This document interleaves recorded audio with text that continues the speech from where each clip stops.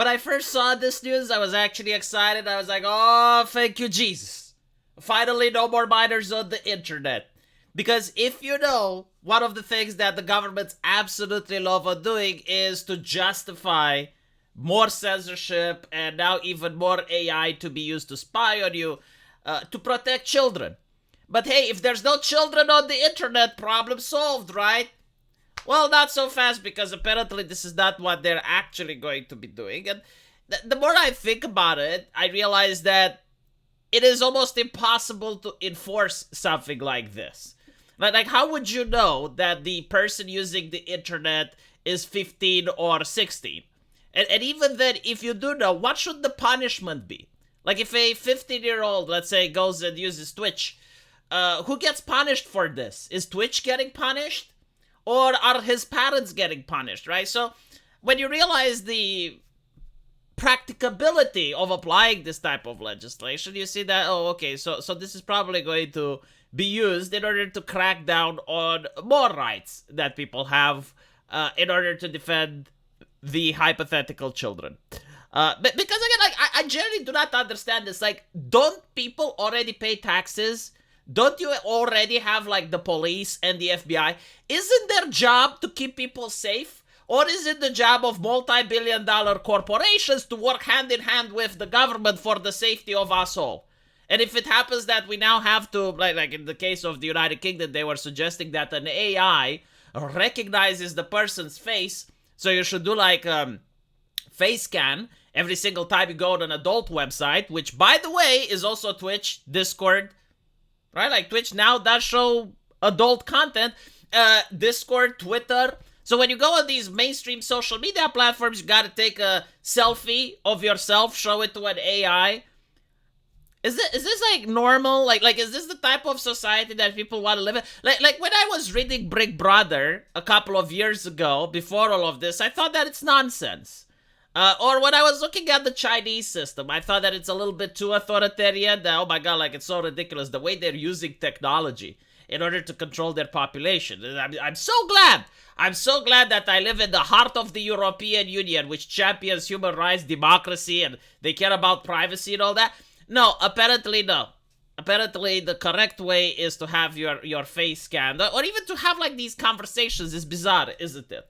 Like, up until now, people just logged on the internet. Well, now the government needs to step in to fix a problem that wasn't there before.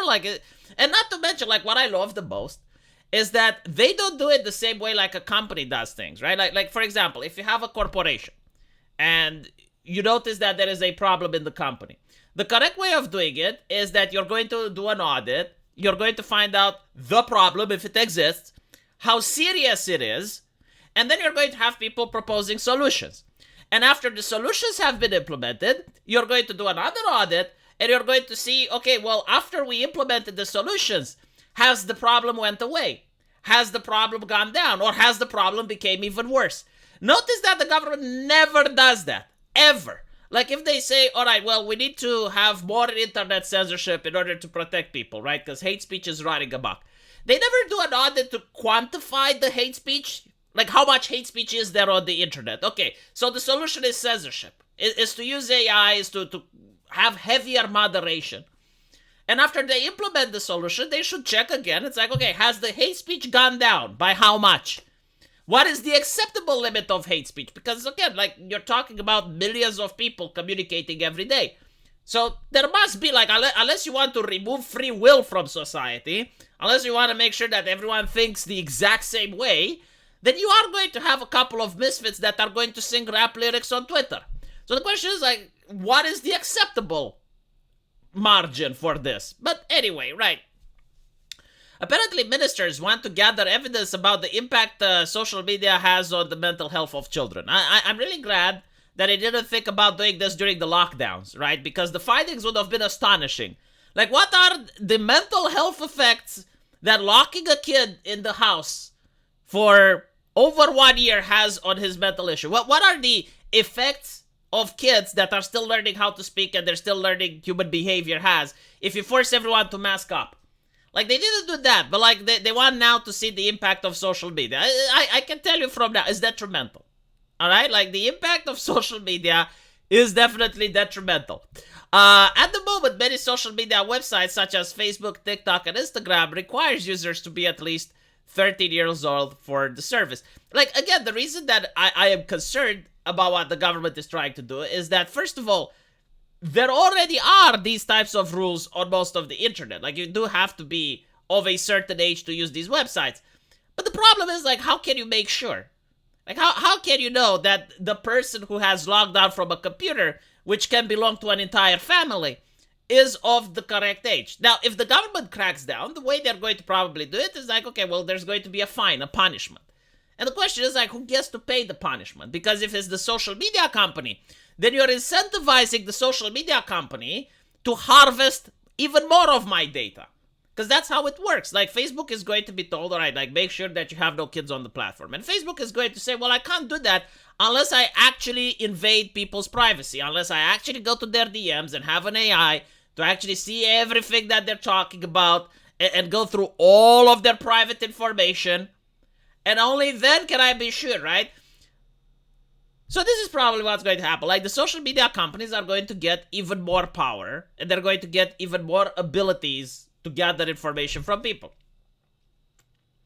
So as you can see, Rishi Sunak government consider crackdown on young teens' social media use, possible legal ban on use of social media by under 16s. Again, like, if they could actually do this, like, if it was like, okay, so you're under 16, you can't use the internet, I would be fine with it. But unfortunately, I don't see how they can practically do it. Just because you theoretically want something doesn't mean you're going to get it. I mean, theoretically, they can want kids to be teleported to school to save traveling costs and be for the environment. But, you know, we don't have the teleportation device. So just because the government wants something doesn't mean it's going to happen. They're going to start talking about this in January. The industry standard is 13 plus on TikTok, Instagram, and Facebook. So social media crackdown and the Online Safety Act. This is the conservative government in the UK, by the way, which is trying to push more legislation to give social media companies even more power in looking at what users do online. I mean, think about it this way, right? Like, I just want you to understand that 10 years ago, the idea that you could go on a forum and talk to another person and say literally anything you wanted, just like it was picking up the telephone, and you could talk on the telephone anything you wanted, or you could go with that person in a pub and talk about anything you wanted, or you could write an email, write an mail, right? Like that was 10 years ago. Now it's unthinkable. Everything has to be supervised. Every type of online conversation you have as an adult, like not even as a child, as an adult, everything you do online has to be documented and stored somewhere. Like, all of the major social media companies are doing this. And if you were to suggest this like 10 years ago, hey, how about the government listens on everyone's conversations on the phone? Because they may say hate speech, right? Like, they may talk hateful things on the phone. There may be predators on the phone. So the government should actually work hand in hand with the phone company in order to listen to everyone's conversations. If you were to suggest, yeah, the government should actually open the mailboxes of every single individual, because they can send hateful stuff on the mail. If you suggested something like that, people would say, well, what, are you from the Soviet Union? Like, what? Why are you proposing like that? That's some Nazi Germany shit. It's like, what about the privacy of the individual? But now the word privacy is starting to become something akin to far-right ideology. It's like, oh, so you have something to hide. Why else would you want privacy? Why else would you be concerned with this? What do you mean, like, Facebook shouldn't know the conversation you have with your mother? That's disturbing. So anyway, Rishi Sunak says that the Online Safety Act, which was aimed at making social media firms more responsible for the user safety of their platform, has passed. So, reported in Financial Times, one person familiar with the government discussing the idea of under 16s being banned from social media use unless they had parental permission was originally suggested as a late addition. They want to say that this is to give parents ultimate control. How are parents not having control now, though, I wonder? Like, no, seriously, how can parents not have control now? Like, if you're the parent, you have the money, you decide if your kid gets a computer or not. You decide if your kid gets a tablet or not. And once you buy it, right, it's your tablet, it's your computer. Even if you, like, theoretically allow the kid to use it, it's still your stuff. So you can install whatever it is needed to install in order to make sure that your kid safely navigates the internet. I mean, there are programs and systems in place where you can get the information on your phone. So while your kid is, using the laptop and going online and doing whatever, you as the parent can have the ability to get all of the information from his laptop onto your phone. So you can actually see who they're talking to, what they're doing. Like if you're genuinely that concerned of a parent, you can do all of these things without the need from the government. And this is like why I don't believe it's about protecting kids. Because if it was about protecting kids, what you would do is you would educate the parents on how to do these things, which are already available. Companies use them all the time to supervise their employees.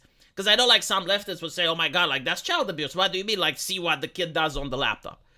And my answer to that is like, okay, but like corporations already do it to their employees. Is that employee abuse? I mean, the HR literally does that. They were freaking out when people were working from home because it's like, well, shit, like we don't have the spyware installed on people's personal computers at home. We have them at the office, but like at home, it's a lot more difficult. So no, like you can literally, like if you're a responsible parent, you can genuinely know everything that your child does on the internet.